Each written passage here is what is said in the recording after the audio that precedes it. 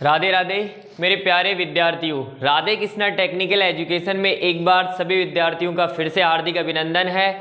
सबसे पहले जो विद्यार्थी मेरे वीडियो को पहली बार देख रहे हैं वो चैनल को सब्सक्राइब करें, वीडियो को लाइक करें और हमारे वीडियो को ज़्यादा से ज़्यादा विद्यार्थियों के पास सेंड करें। देखो विद्यार्थियों, हमने पिछली क्लास में पढ़ा था शोल्डर के बारे में, साथ में हमने वहाँ पर देखा शोल्डर के गुणधर्मों के बारे में। उसके पश्चात हमने देखा था कि शोल्डर मुख्यतः कितने प्रकार का हो रहा था, 2 प्रकार का था। कौन कौन सा था आपका? हार्ड शोल्डर और एक नर्म शोल्डर। तो यहाँ पर हमने जो शोल्डरों का जो प्रकार बताया था वो मुख्यतः किसके आधार पर बताया था? इनके गलनांक के आधार पर देखा था कि जिसका गलनांक 420 डिग्री सेंटीग्रेड से क्या हो, अधिक होता है, तो वो किस में आ रहे थे? आपके कठोर शोल्डरों के अंदर आ रहे थे। और जिसका तापमान या गलनांक कितना हो, 450 डिग्री सेंटीग्रेड से कम होगा, वो किस में आ रहे थे? हमारे नर्म शोल्डर के अंदर आ रहे थे। अब देखो यहाँ पर आज की क्लास में हम शोल्डर से संबंधित जिन क्वेश्चनों में सबसे बड़ा कंफ्यूजन रहता है, देखो याद कोई भी कर सकता है, पढ़ कोई भी सकता है, लेकिन उस चीज को एग्जाम तक पहुंचाना बहुत बड़ी बात होती है। जब एग्जाम में आता है तो हमारा पूरा सिलेबस सिमट के एक पेपर के रूप में मिलता है हमें, तो वहां पर उस चीज का इंप्लीमेंटेशन कैसे करें और वहां तक वो चीज कैसे याद रहे, उससे संबंधित इन क्वेश्चनों में जो कंफ्यूजन है वो आज हम यहाँ पर इस क्लास में पूरा कंफ्यूजन दूर करने वाले हैं। तो देखो, सबसे पहली चीज है, हमने पिछली क्लास में पढ़ा था शोल्डर। क्या पढ़ा था? शोल्डर पढ़ा था सबने। अब आप सभी को पता है मुख्यतः शोल्डर किसका बना है? टिन प्लस शीशे, टिन प्लस शीशा, जिसी को हम क्या बोलते हैं? लेड कहते हैं। ठीक है, देखो कभी कभार इसका प्रतीक के रूप में भी आ जाए तो इसका प्रतीक क्या होता है? SN होता है और इसका क्या होता है? PB होता है। SN प्लस PB से मिलकर हमारा क्या बनता है? शोल्डर बनता है। अब यहां पर देखो क्वेश्चन किस तरीके से आते हैं कि कभी कभार क्वेश्चन इसके कंसेप्ट पे पूछा जाता है, यदि मैं हमारे शोल्डर के अंदर टिन की मात्रा को क्या कर दूं? बढ़ा दूं। क्या कर दूं? टिन की मात्रा को बढ़ा दूं। यहां पर मैं देखो आपको ये तो कंफर्म पता होगा कि शोल्डर में मुख्यतः है कौन कौन? टिन और शीशा। सभी बच्चे आप बोर्ड पे देखो आपके जितने भी कंसेप्ट वो यहां से क्लियर होने वाले हैं कि जो आपका टिन है, अगर मैं उसकी मात्रा बढ़ाता हूं शोल्डर में तो क्या होता है, और यदि घटाता हूं तो क्या होगा। साथ में उसी प्रकार यदि मैं शीशे की मात्रा को बढ़ाता हूं या घटाता हूं तो क्या होता है। तो देखो 2 चीजों पे इफेक्ट पड़ता है, जब या तो टिन की मात्रा को कम करेंगे या ज्यादा करेंगे, साथ में शीशे की मात्रा को भी कम या ज्यादा करते हैं। यदि हम टिन की मात्रा कम कर रहे हैं तो शीशा ऑटोमेटिक क्या हो जाएगा? बढ़ जाएगा। बढ़ेगा या नहीं बढ़ेगा? तो इन चीजों से हमें पता लगेगा। अब देखो यहां पर यदि हम 2 चीजें रहेगी, किस किस पे इफेक्ट ज्यादा पड़ेगा? एक तो इनके गलनांक पर। पहली चीज तो किस पे इफेक्ट पड़ता है? गलनांक पर इफेक्ट पड़ेगा। दूसरी चीज क्या रहेगी? आपका जो कठोरता है उस पर प्रभाव पड़ता है कि जो हार्डनेस है शोल्डर की उस पर भी इफेक्ट पड़ेगा। अगर गलनांक कम है तो वो क्या रहेगा? मुलायम। और यदि गलनांक ज्यादा है, हार्ड है, तो उसका मतलब वो क्या होगा? आपका कठोर होता है। अब देखो क्वेश्चन में एग्जाम में पूछा गया क्वेश्चन है, ये चारों स्टेटमेंट आपके एग्जाम में पूछे जा चुके हैं। पहला क्वेश्चन किस तरीके से देखो, जो कि हमारे लिए इंपॉर्टेंट तथ्य हैं चारों के चारों। पहला था आपका, कुछ इंपॉर्टेंट तथ्य देख रहे हैं हम, उनमें सबसे पहला है, हमें पता है कि जो शोल्डर है वो किस किस का बना होता है? आपका टिन प्लस शीशा। अब देखो पहला स्टेटमेंट कहता है यदि शोल्डर में टिन की मात्रा बढ़ा दी जाए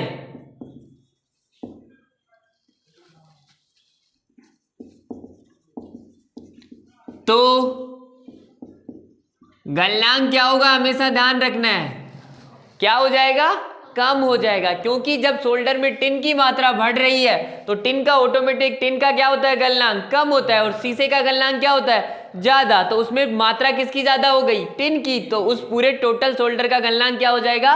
कम हो जाएगा। और यही आपके एग्जाम में क्वेश्चन आया हुआ था कि जब किसी शोल्डर के अंदर टिन की मात्रा को क्या कर दिया जाता है, बढ़ा दिया जाता है, तो संपूर्ण शोल्डर के गलनांक पर क्या प्रभाव पड़ेगा। तो गलनांक क्या हो जाएगा शोल्डर का, कम हो जाता है। साथ में कठोरता क्या हो जाएगी उसकी, कठोरता में क्या हो जाएगा, वो मुलायम हो जाएगा।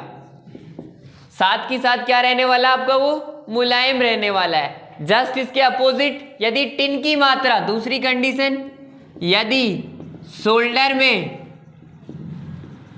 टिन की मात्रा कम कर दी जाए, कम कर दी जाए तो क्या होगा गलनांक, गलनांक क्या हो जाएगा, अधिक। साथ में क्या हो जाएगा, अधिक के साथ साथ वो क्या हो जाएगा, कठोर होगा या मुलायम, अब क्या हो जाएगा, वो कठोर। ठीक है, तो दोनों चीजें ध्यान रखना है। यदि शोल्डर के अंदर टिन की मात्रा कम कर दी जाए तो गलनांक क्या हो जाएगा, अधिक। साथ में क्या हो जाएगा, वो कठोर हो जाएगा। और यदि हम टिन की मात्रा को क्या कर रहे हैं, बढ़ा रहे हैं उसके अंदर, तो क्या हो जाएगा, कम। साथ में मुलायम रहने वाला है। आ गई चीज समझ में। तो टिन की मात्रा यदि कम करते हैं तो क्या प्रभाव पड़ता है, और ज्यादा करते हैं तो क्या प्रभाव पड़ता है, दोनों क्लियर है। इसके बाद में देखो दूसरा पदार्थ क्या है इसके अंदर, सीसा। तो जस्ट टिन का अपोजिट होता है। तो तीसरा पॉइंट होता है हमारा, यदि शोल्डर के अंदर, शोल्डर में सीसा यानी लेड की मात्रा को क्या कर देंगे हम, लेड की मात्रा को बढ़ा दी जाती है, तो उसका गलनांक क्या हो जाएगा, गलनांक क्या हो जाएगा, अधिक। और हार्डनेस भी क्या हो जाएगी उसकी, जो वो खुद भी क्या है, कठोर है, यानी बढ़ जाएगा। तो क्या बन जाएगा आपका, कठोर हो जाता है। तो यदि सीसा की मात्रा उसके अंदर, शोल्डर के अंदर बढ़ाई जाती है तो उसकी मात्रा, वो गलनांक क्या हो जाएगा, अधिक। साथ में दूसरी चीज, वो स्वयं क्या हो जाएगा, कठोर हो जाए। इसके विपरीत यदि इसकी मात्रा को क्या कर दिया जाए, कम कर दिया जाए, तो गलनांक क्या हो जाएगा आपका, गलनांक कम हो जाएगा, साथ में मुलायम हो जाएगा। तो दोनों चीजों को ध्यान रखना है। यदि टिन और शीशे की मात्रा में हम कुछ फेर बदल करते हैं तो क्या होता है। तो यहां से हमें इस चीज का क्लियर पता लग गया कि जो टिन और शीशा है, टिन शोल्डर को क्या करता है, टिन शोल्डर को क्या करता है, मुलायम बनाने का काम करता है, और शीशा उसको क्या काम करने का काम करता है, कठोर बनाने का काम करता है। और मुलायम का मतलब ही क्या होता है, मृदु, जिसको हम बोल सकते हैं नरम, बोल सकते हो ना नरम।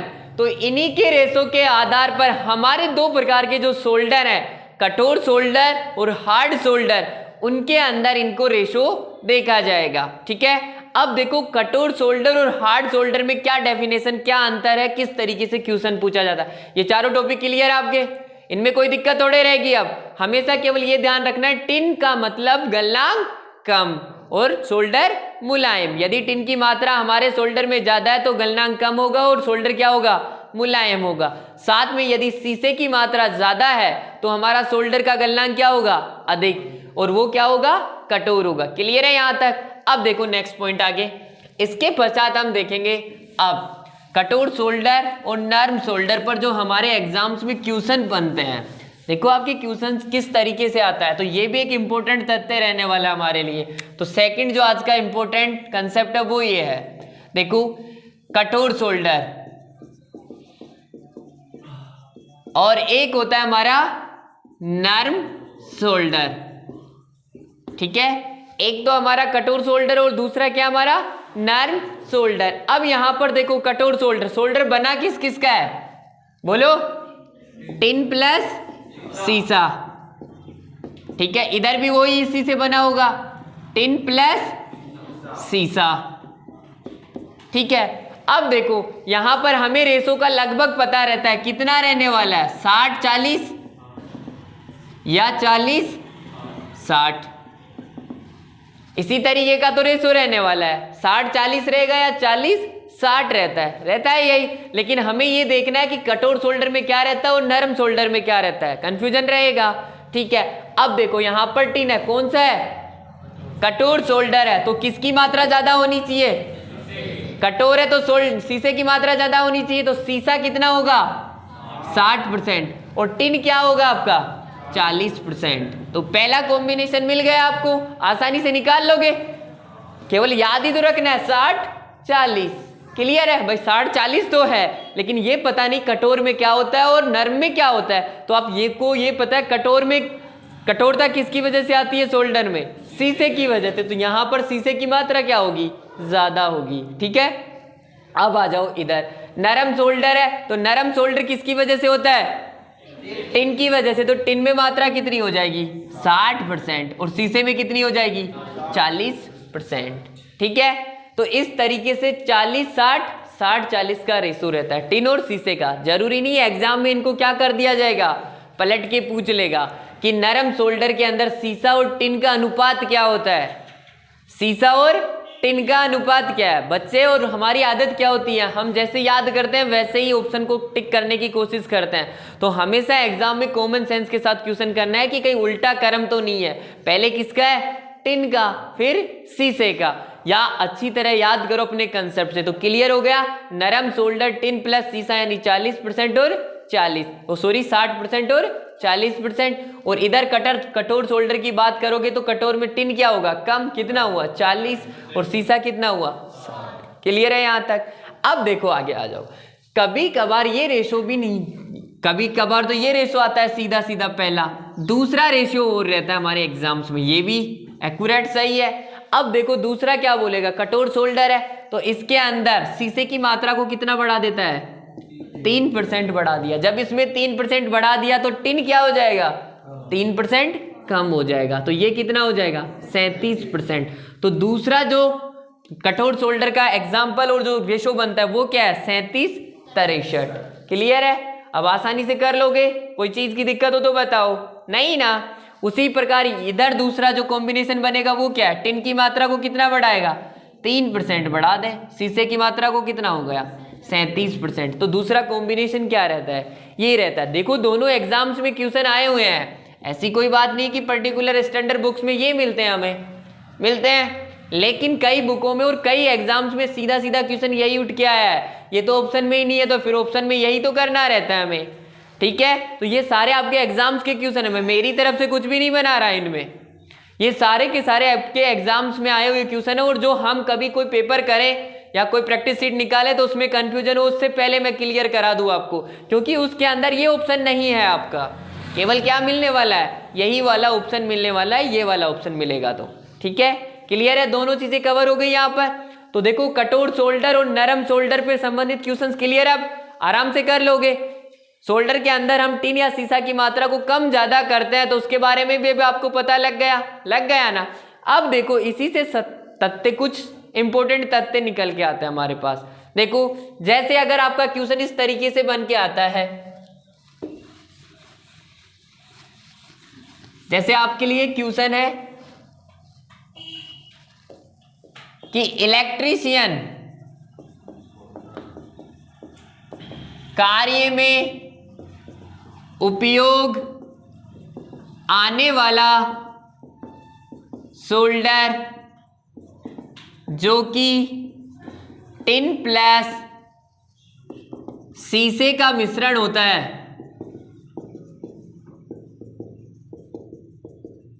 उनमें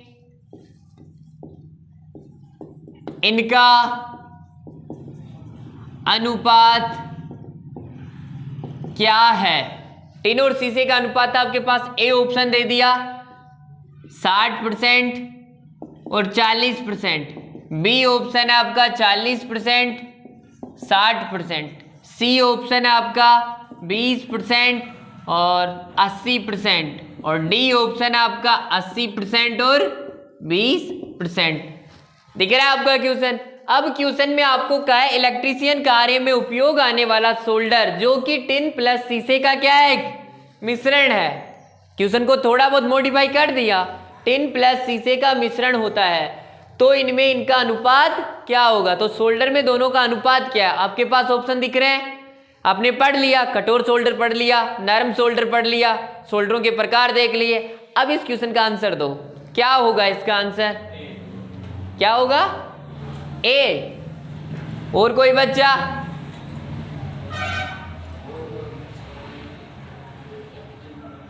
देखो कंफ्यूजन दोनों में ही है भाई, दोनों के अलावा ये तो है ही नहीं, हमें पता है ये तो ऑप्शन सही परे हो गए, तो दो ऑप्शन तो हमारे हो गए। अब 50-50 का चांस है, तो जय भैरू बाबा की लगा के लगा दे टिक, या तो वो करे या फिर हमें अपना कंसेप्ट देखना पड़ेगा। अब एक बात बताओ, इलेक्ट्रीशियन कार्य है, क्या है, इलेक्ट्रीशियन कार्य है, तो ये किस पे किए जाएंगे, विद्युत से संबंधित कार्य ही तो है आपके। दो प्रकार से कार्य करते हैं, एक इलेक्ट्रॉनिक्स कार्य करते हैं और एक इलेक्ट्रीशियन कार्य करते हो आप। तो जो इलेक्ट्रीशियन कार्य करते हैं उनके अंदर हम कौन सा यूज करते हैं, कठोर या नरम, कठोर या नरम सोल्डर यूज करोगे आप।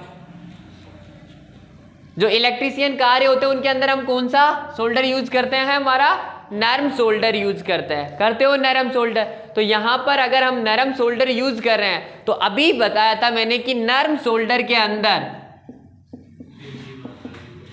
किसकी मात्रा अधिक होगी, टिन प्लस सीसा मिश्रण है, और जिसमें किसकी मात्रा ज्यादा हो गई, नरम सोल्डर के अंदर आपकी टिन की मात्रा ज्यादा हो गई। तो टिन का परसेंटेज कितना है, 60, और सीसे का परसेंटेज कितना है, 40%। तो हमारा ऑप्शन कौन सा सही है, पहला, टिन प्लस सीसा, अर्थात कौन सा ऑप्शन सही हो जाएगा, फर्स्ट। तो इस तरीके से हमें ये देखना है कि नरम सोल्डर कहाँ यूज कर रहे हैं, कठोर सोल्डर किस तरीके से यूज करते हैं। तो इस तरीके से ये क्वेश्चन था, राइट डाउन कर लो जिसको करना है एक बार क्वेश्चन, उसके बाद फिर देखो आगे।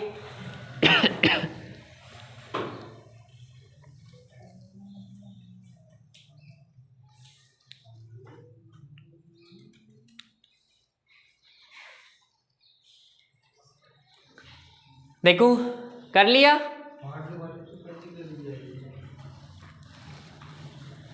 फटाफट उतारो इसको, ठीक है।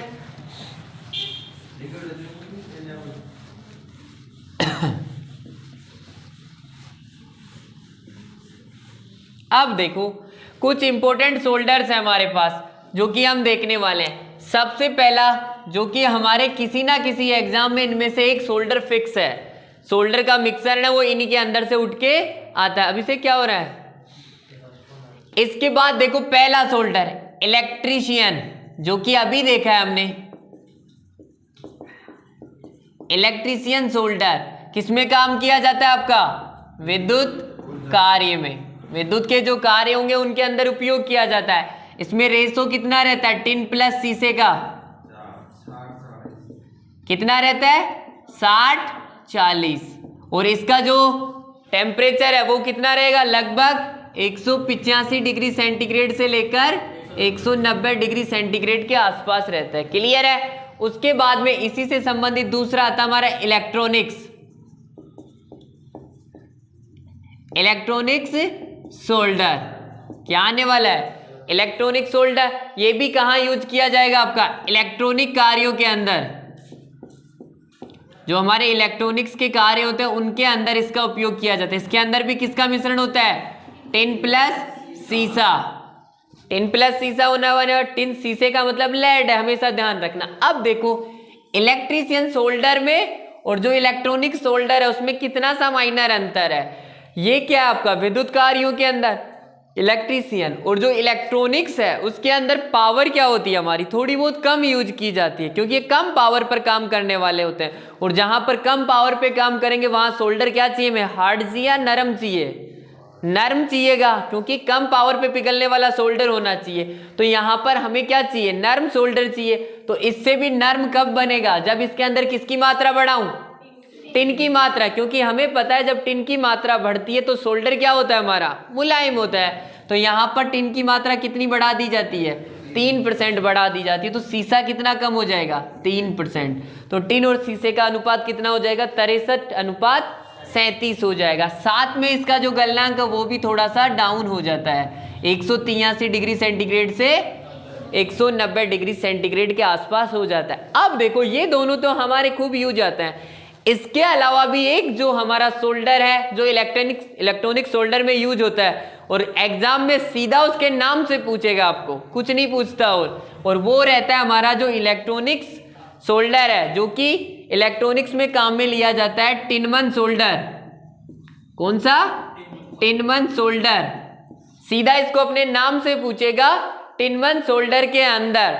जैसे नैने दोनों में बराबर है, दोनों में न कितनी बार आ रहा है? 2 बार आ रहा है, यानी कि दोनों में न बराबर है। तो ट्रिक के तौर पर इस तरीके से याद कर सकते हो, टिनमन सोल्डर, अर्थात बनेगा तो किस किस से? टिन प्लस सीसा से।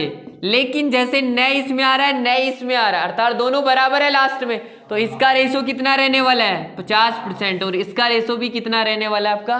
50% ही रहने वाला है। ठीक है, तो टिन और प्लस शीशे का मिश्रण जो कहलाता है टिनमन सोल्डर। सीधा पूछेगा एग्जाम में कि टिनमन सोल्डर में टिन और शीशे का अनुपात कितना होता है, तो कितना होता है? 50:50 होता है। साथ में इसका जो गलनांक है वो कितना होता है? 200 डिग्री सेंटीग्रेड होता है इसका गलनांक। क्लियर है यहाँ तक?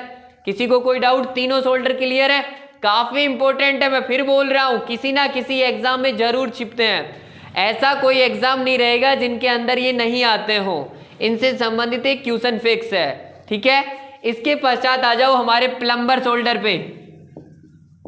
प्लम्बर सोल्डर, अब देखो प्लम्बर सोल्डर भी 2 होते हैं, जहां पर हमें हार्ड पाइपों की प्लम्बर के जो कार्य किए जाते हैं उनके अंदर कौन सा यूज किया जाएगा? हमारा प्लम्बर सोल्डर यूज किया जाता है। कौन सा किया जाएगा? Plumber solder.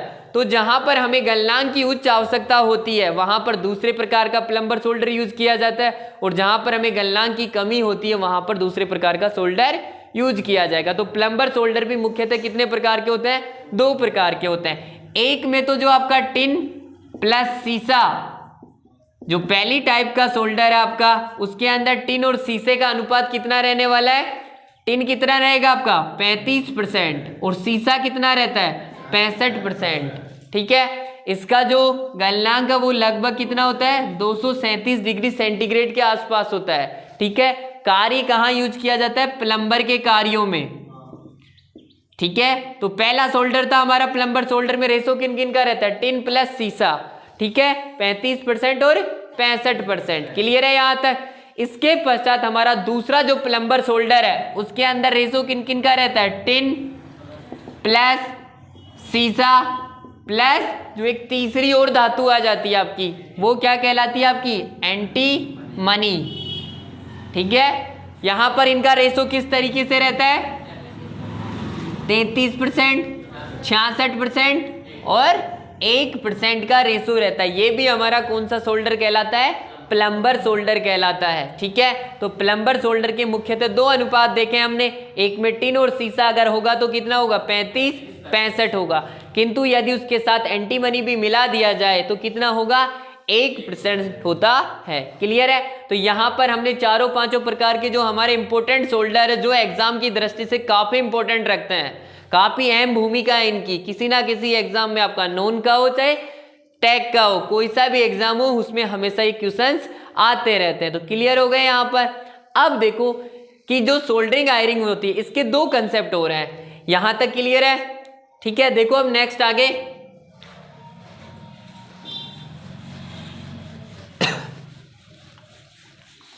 देखो यहां पर आपको दोनों तरीके से थ्योरी भी मिल रही है और क्वेश्चन भी मिल रहे हैं। आपके इंपॉर्टेंट क्वेश्चंस भी डिस्कस कर सकते हो आप आराम से, कोई भी कंफ्यूजन नहीं रहने वाला आपका। इसके बाद देखो जो हमारा इंपॉर्टेंट कंसेप्ट है, जैसे हम ये 2 क्या होते हैं? एल्युमिनियम के तार होते हैं। किसके तार होते हैं? एल्युमिनियम के तार होते हैं। हम इस पे सोल्डर के माध्यम से इसको क्या करते हैं? सोल्डरिंग करते हैं। ये क्या होता है? हमारा सोल्डर है। और ये चालक तार किसके हैं? धात्विक चाल एल्युमिनियम के होते हैं। तो देखो एक क्वेश्चन ऐसा बनता है कि जो एल्युमिनियम की सोल्डरिंग की जाती है, एल्युमिनियम, ये भी आपके एग्जाम की दृष्टि से काफी इंपॉर्टेंट क्वेश्चन है, डीआरडीओ के अंदर आया हुआ क्वेश्चन है कि जो आपका एल्युमिनियम है, यहां पर देखो जो आपका एल्युमिनियम है, दोनों धात्विक क्या है? चालक तार लगे हुए हैं आपके, दोनों धात्विक चालक तार है। साथ में हमें सोल्डर क्या करना है? इसके माध्यम से इसको क्या करना है? सोल्डरिंग करनी है।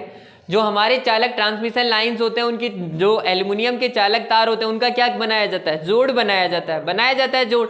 वो किसके माध्यम से बनाते हैं? हम सोल्डर के माध्यम से बनाते हैं। तो क्वेश्चन इस पे ये बनता है कि एल्युमिनियम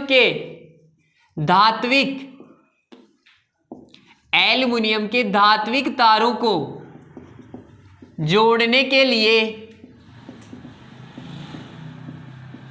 टिन प्लस सीसा के साथ, देखो आपका सोल्डर किसका बना होता था? टिन प्लस शीशे का बना हुआ है। तो टिन प्लस शीशे के साथ 2% किसे मिलाया जाता है? काफी इंपॉर्टेंट क्वेश्चन है। किसे मिलाया जाता है तथा क्यों मिलाया जाता है उसको? तथा क्यों मिलाया जाता है? देखो यहां पर कंसेप्ट के साथ साथ हम क्वेश्चन पे भी डिस्कशन चल रहा है, क्योंकि हम सोल्डरिंग पढ़ रहे हैं तो क्वेश्चन के साथ यहीं पर उसका पोस्टमार्टम हो जाना चाहिए। अब यहां से हम देख रहे हैं एल्युमिनियम है, मैंने कहा कि ये दोनों तार किसके हैं? एल्युमिनियम के हैं। तीसरा तार जो जिसके माध्यम से हम सोल्डरिंग करते हैं उसे क्या बोलते हैं? हम सोल्डर बोलते हैं। मुख्यतः किस किस का बना होता है? टिन प्लस शीशे का बना होता है। लेकिन एल्युमिनियम का जब सोल्डरिंग की जाती है तो टिन प्लस शीशे के साथ उसमें 2% किसी पदार्थ को क्या किया जाता है? मिलाया जाता है। क्या किया जाता है? मिलाया जाता है। तो यहां पर हम जब 2% मिला रहे हैं तो वो धातु क्या है? साथ में किसको मिलाया जाता है? प्लस क्यों मिलाया जाता है? दोनों कारणों को ध्यान रखना, दोनों प्रकार से क्वेश्चन आ सकता है। तो जो 2% जो मिलाया जाता है वो कौन सा पदार्थ होता है? 2% इसमें क्या मिलाया जाता है? जस्ता मिलाया जाता है, जिसे हम क्या बोलते हैं? जिंक बोलते हैं, या Zn कह सकते हो, क्योंकि Zn इसका प्रतीक होता है। जिंक या जिंक को ही क्या बोलते हैं? हम जस्ता कहते हैं। साथ में कितनी % में मिलाया जाता है? आपका 2% के अंदर ये मिलाया जाता है। क्लियर है यहां तक? अब कारण दूसरा भी है इसके साथ, क्यों मिलाया जाता है ये भी तो है ना। अब देखो जो आपका टिन है और शीशा है, इसका गलनांक क्या होता है? कम होता है, ठीक है। साथ में जो आपका एल्युमिनियम है उसका गलनांक थोड़ा क्या होता है?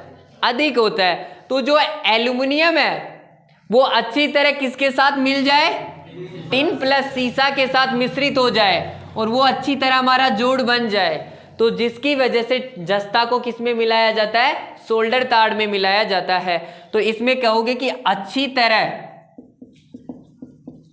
जोड़ बन जाए, या हम कह सकते हैं कि जो एल्युमिनियम है वो सोल्डर में अच्छी तरह क्या हो जाना चाहिए? मिश्रित हो जाना चाहिए। इस वजह से उसके अंदर क्या मिलाया जाता है? आपका जस्ता मिलाया जाता है। क्लियर है ये क्वेश्चन? क्लियर है? कभी भूलोगे थोड़े? अब नहीं ना। इसी से संबंधित एक क्वेश्चन और आता है, देखो जो भी काफी इंपॉर्टेंट है हमारा, कि कभी कभार क्या होता है कि जब हम सोल्डरिंग करते हो सोल्डरिंग, तो हम क्या करते हैं? जब सोल्डर तार को हम सोल्डरिंग के माध्यम से किसी धात्विक चालक तार जिसको जोड़ना चाहते हैं उस पर रखते हैं, तो ऊष्मीय हानि की वजह से सोल्डर में कुछ नुकसान होता है या नहीं होता है? होता है, वेस्ट जाएगा। तो उसकी क्षति पूर्ति के लिए उसके अंदर क्या मिलाया जाता है? पूछ लिया जाता है कि जब किसी सोल्डर के अंदर ऊष्मीय हानि की वजह से, सोल्डर में ऊष्मीय हानि की वजह से क्षति पूर्ति को पूरा करने के लिए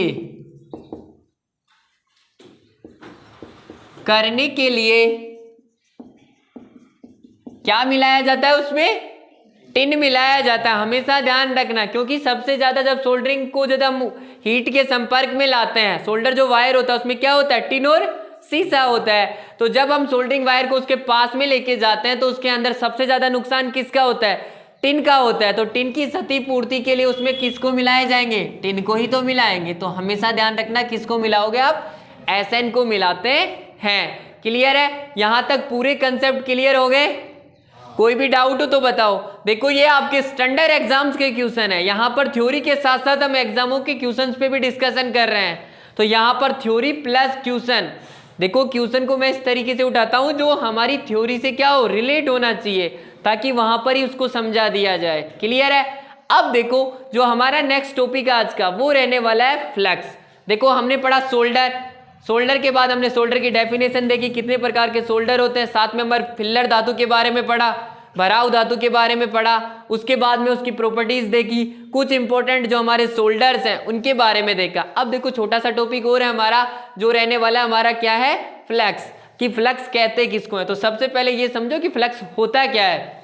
देखो फ्लक्स हम दो तरीके से यूज करेंगे। एक फ्लक्स हमारे कहाँ चलेगा, मैग्नेट के अंदर, चुंबक के अंदर भी चलेगा क्या फ्लक्स, और एक फ्लक्स होता है सोल्डरिंग के अंदर। तो दोनों अलग अलग फ्लक्स हैं। देखो वो फ्लक्स अलग रहेगा और ये फ्लक्स अलग है। तो यहाँ पर जो फ्लक्स होता है, जैसे ये चालक धात्विक चालक तार है, ठीक है, ये दूसरा धात्विक चालक तार, और ये हमारा क्या है, सोल्डर, ठीक है। और यहाँ पर हमारा क्या रहता है, आयरन लगा हुआ है। आयरन के माध्यम से हम सोल्डरिंग करते हैं। सोल्डरिंग आयरन होता है, उसको गर्म करके सोल्डर पे पिघलाकर हम धात्विक चालक तारों को क्या करते हैं, सोल्डरिंग करते हैं। सब देखते हैं, टीवी वाला हुआ, मैकेनिकल हुआ, या मोबाइल वाला हुआ, आईसी वगैरह कुछ भी लगाते हैं, पीसीबी वगैरह लगाते हैं, डायोड वगैरह लगाते हैं। तो इस तरीके से सोल्डरिंग करते हैं, ठीक है। या हम कोई ट्रांसमिशन लाइन पर देखते हैं, इलेक्ट्रीशियन काम करता है, तो दो धात्विक तारों को जोड़ने के लिए भी वो पोल पे बैठा रहता है और एक इसी तरीके से सोल्डरिंग करता रहता है। अब यहाँ पर देखो एक डिब्बी और होती है, देखा होगा लड़कियां अगर काजल वाजल डालती है, उस तरीके की एक डिब्बी आती है, छोटी सी आती है। तो इलेक्ट्रीशियन क्या करता है, उसके अंदर से बार बार अपने सोल्डरिंग को क्या करेगा, उस पे लगा कर यहाँ पर काम करता है, लगा कर साथ में सोल्डर को उसके साथ लगता है, और इस डिब्बी में उस नोब को रखेगा, सोल्डरिंग की को रखकर वापस यहाँ लाकर रखता है या नहीं रखता है। तो जो वो पेस्ट सा है, लेई कहलाती है एक तरीके से। क्या होती है, पेस्ट या लेई कहते हैं।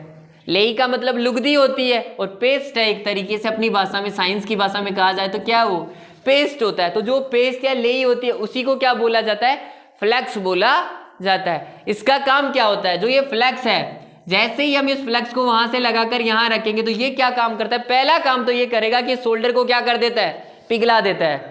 आसानी से सोल्डर क्या होता है, इसकी सहायता से पिघल जाता है। दूसरी चीज, पिघलने के बाद ये पूरे चालक ताबे जो जोड़ होता है उस पर चारों तरफ क्या कर देगा, इसको फैला देता है। जो आपका सोल्डर है, सोल्डर आयरन है, पिघलने के बाद वो एक, अगर सपोज करो जैसे ये इस तरीके से मैंने इस सोल्डर को पिघलाया, पिघलाने के बाद मैंने यहीं पिघलाया, तो यहीं पे बन जाएगा एक गांठ सी बन जाएगी, बनेगी एक गांठ। तो ये पूरा का पूरा सोल्डर क्या रह जाएगा, यही रह जाएगा। किंतु ये फ्लक्स क्या करता है, इसको पूरे के पूरे को क्या कर देगा, फैला देगा, इसको पूरे सरफेस के अंदर भर देता है। तो इस वजह से हमारा जोड़ क्या हो जाता है, गांठ वगैरह नहीं बनती है, और हमारे पूरे संपूर्ण सोल्डर को क्या कर देता है, उस जॉइंट पर फैला देता है। दूसरा काम क्लियर हो गया।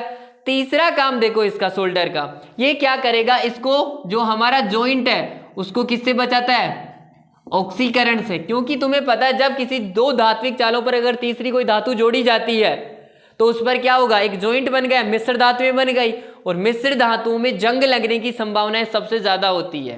क्या होता है, जंग लगने की सबसे ज्यादा संभावना होती है। यदि उस पर जंग लग गई तो कितना जल्दी काम करेगा, थोड़े दिनों बाद में खत्म हो जाएगा। काम करेगा क्या हमारी डिवाइस, काम नहीं कर पाएगी। तो वहां पर जो ऑक्सीकरण है उसको कम करता है, कौन करता है, आपका फ्लक्स कम करता है, ठीक है। तो दूसरा फ्लक्स का गुण क्या रहेगा कि ऑक्सीकरण का भी, वो जो जोड़ है उसका ऑक्सीकरण भी क्या कर देता है, कम कर देता है। तीसरा इसका पॉइंट रहता है हमारा कि इसके माध्यम से हमें जोड़ क्या दिख रहा है, साफ सुथरा और अच्छी तरह दिखाई देगा या नहीं देगा। नहीं तो अगर मान लो एक जगह इकट्ठा हो जाता तो गांठ सी बन जाती, तो जॉइंट कैसा लगता, हमें खराब सा लगता, उबड़ खाबड़ सा बना हुआ जॉइंट लगता। तो यहां पर साफ सुथरा और अच्छी तरह दिखने वाला हमारा क्या बनेगा, जोड़ बनता है। तो ये था हमारा फ्लक्स। देखो तो अब फ्लक्स की डेफिनेशन देखो, और कुछ फ्लक्स जो हम इंपॉर्टेंट फ्लक्स पढ़ने वाला है उनके बारे में भी साथ में डिस्कशन करते हैं। देखो पहला है हमारा फ्लक्स। पहली चीज तो फ्लक्स किसे कहेंगे, गुड़िया, देखो फ्लक्स किसे कहेंगे, सोल्डरिंग कार्यों में काम आने वाला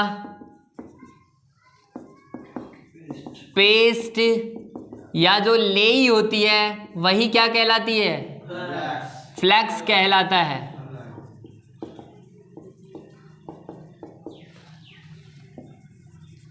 पहली चीज तो जो लेई होती है, जो पेस्ट होता है, वही क्या कहलाएगा, फ्लक्स कहलाता है। इसके बाद में देखो इसके इंपॉर्टेंट कार्य। पहला कार्य क्या होता है इसका, पहला कार्य होता है सोल्डर को पिघलाना। पहला कार्य क्या होगा, सोल्डर को पिघला देगा,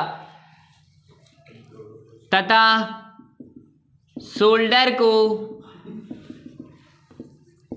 जोड़ पर सही तरीके से, सही तरह से फैला देना। ठीक है। दूसरा रहेगा हमारा काम ऑक्सीकरण से जोड़ को बचाता है। ठीक है। तीसरा क्या रहने वाला है, इसके कारण जोड़ साफ सुथरा तथा अच्छा दिखेगा। ठीक है। अब देखो कुछ इंपॉर्टेंट सोल्डर्स हैं जिनके बारे में हम देखने वाले हैं, उसकी टेबल देखते हैं। कुछ दो हमारे जो फ्लेक्स हैं, सबसे ज्यादा जो सोल्डरिंग में फ्लेक्सों का यूज किया जाता है, तो एक तरफ तो देखते हैं हम धातु और दूसरी तरफ देखने वाले हैं हम फ्लेक्स को। देखो सबसे पहली जो धातु है वो क्या है आपकी, तांबा। अगर हम तांबे की कोई धातु है और उस पर सोल्डरिंग करना चाहते हैं तो वो उसके अंदर हमें फ्लेक्स कौन सा यूज करना है, तो देखो क्या यूज करोगे, सबसे पहले जिंक क्लोराइड। क्या यूज करेंगे, जिंक क्लोराइड। दूसरा होता है अमोनिया क्लोराइड और तीसरा क्या होता है आपका, बेरोजा। क्या यूज करेंगे हम, बेरोजा यूज करेंगे। तो तीनों हमारे फ्लेक्स होते हैं। इसके बाद में किसका नंबर है, पीतल का नंबर आता है। पीतल के लिए सेम ऐसे कैसे आएंगे, जिंक क्लोराइड, अमोनिया क्लोराइड और बेरोजा। इसके बाद में तीसरी धातु आती है हमारी जस्ता, जिसे हम जिंक बोलते हैं। यदि जिंक का आपको क्या करना है, सोल्डरिंग करना है, तो वहां पर फ्लेक्स कौन सा यूज करेंगे हम, केवल इनमें से पहले वाला उठा लो, अर्थात जिंक क्लोराइड। क्या उठाना है, जिंक क्लोराइड। तो जस्ते में केवल किसका यूज किया जाता है, जिंक क्लोराइड का यूज किया जाता है। इसके बाद जो चौथा मेटल है वो क्या होता है, घन मेटल। तो यहां पर जो घन मेटल है उसके लिए अगले दो, अमोनिया क्लोराइड और बेरोजा। ठीक है, दोनों का यूज करोगे आप, अमोनिया क्लोराइड का और बेरोजो का यूज करने वाले हो। ठीक है। इसके पश्चात हम देखने वाले हैं एल्यूमिनियम, जो कि एग्जाम की दृष्टि से काफी इंपॉर्टेंट है, हमेशा ध्यान रखना। अगर पूछा जाता है तो सबसे पहले प्रायोरिटी किसकी रहती है, ओनली एल्यूमिनियम की रहती है, क्योंकि जो हमारी ट्रांसमिशन लाइंस है, विद्युत के जो कार्य हैं, उनमें सबसे ज्यादा सोल्डरिंग किस पे की जाती है, एल्यूमिनियम पे की जाती है। क्योंकि सबसे जो ज्यादा धात्विक चालक तार है वो किसके लिए जाते हैं, एल्यूमिनियम के लिए जाते हैं। क्लियर है। तो यहाँ पर जो एल्यूमिनियम है उसमें यूज किया जाता है स्टेरीन, और जो इसमें सबसे ज्यादा यूज किया जाता है वो है आयरन नंबर 7। सबसे ज्यादा इसका उपयोग किया जाता है आयरन नंबर 7। इसके बाद में सबसे लास्ट में आपका सोना और चांदी। और सोना और चांदी क्यों यूज किया जाता है, सबसे ज्यादा कौन यूज करती है, महिलाएं यूज करती है। और वो किस लिए यूज करती है, जब शादी शुदा हो जाती है तो सुहाग के लिए किया जाता है, एक निशानी सुहाग की मानी जाती है। सोना चांदी एज ए सुहाग की निशानी है। तो सबसे ज्यादा इसके अंदर किसका यूज किया जाएगा, आपका सुहागा। जो आपका जो फ्लेक्स है वो सबसे ज्यादा कौन सा, सोना और चांदी में सबसे ज्यादा किसका यूज किया जाता है, सुहागा। और इसी को क्या बोला जाता है, बोरेक्स कहा जाता है। और ये आपके ग्रुप डी के अंदर भी आया हुआ क्वेश्चन अभी, कि जो सोना और चांदी के अंदर जो सोल्डरिंग की जाती है, जो टाके लगाए जाते हैं, उनके अंदर जो फ्लक्स यूज किया जाता है वो कौन सा होता है। तो कितना आसान होता है, सोना चांदी, सुहाग की निशानी, सुहागा।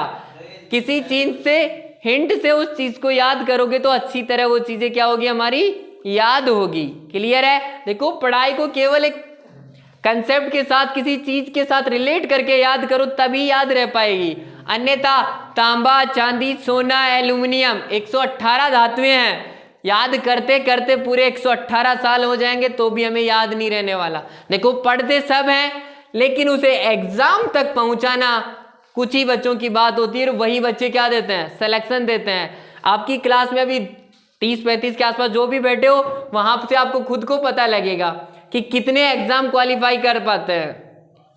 ऐसा है नहीं कि सारे के सारे 2.5 लाख फॉर्म लगे तो पूरे 2.5 लाख के 2.5 लाख क्लियर कर जाए वैकेंसी को, ऐसा तो पॉसिबल है नहीं, क्योंकि पढ़ाने वाला एक होता है लेकिन पढ़ने वाले क्या होते हैं, अनेकों हैं। किसका माइंड कैसा है, अब मैंने ये पढ़ा दिया, अब उसको अपने तरीके से याद करना है, इस चीज को मैंने मेरे तरीके से बना रखी है।